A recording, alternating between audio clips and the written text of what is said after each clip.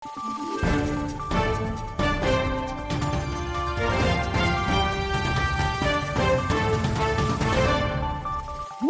araw, Pilipinas! Ito ang Valiente News hatid sa inyo ng Office of the Vice President.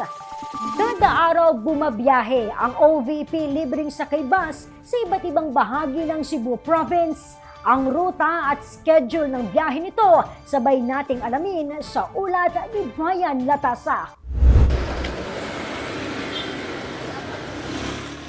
Patuloy sa paghatid serbisyo ang OVP Libreng Sakay Program.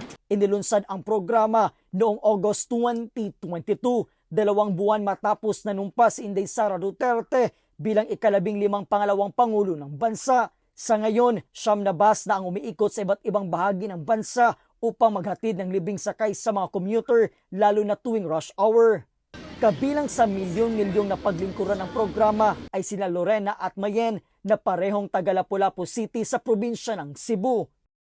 Sa datos mula sa Office of the Vice President simula taong 2022, umabot na sa mahigit 2 milyon na mga Pilipino ang naihatid ng libreng sakay program ng tanggapan ng pangalawang Pangulo sa pamumuno ni Vice President Inday Sara Duterte. At sa nasabing bilang, mahigit 300,000 ito ay mula dito sa probinsya ng Cebu. Ang OVP Libreng Sakay Bus ay bumabiyahe sa 3 pangunahing syudad ng probinsya ng Cebu kada araw mula alas 6 hanggang alas 9 ng umaga at alas 5 ng hapon hanggang alas 9 ng gabi. Tuwing Lunes at Martes sa Mandawi City ang biyahe ng OVP Libreng Sakay Bus. Sa Cebu City naman tuwing Miyerkules at Huwebes at sa Lapu-Lapu City tuwing Biyernes at Sabado. Dako kay kong pasalamat ni Inday Sara sa kanang tanan niya nga effort nga gihimo para sa kanang katawhan. Magpasalamat ko ni Inday Sara no kay ako solid Duterte man gyud ko niya. Nakapahimusad mi sa iyahang programa nga nindot kaayo.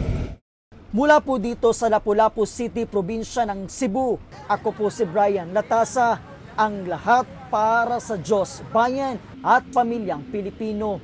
Valiente News. Karagdagang MTD beneficiary sa Cebu, kilalanin ang kanyang pinasok na negosyo. Alamin sa susunod na episode.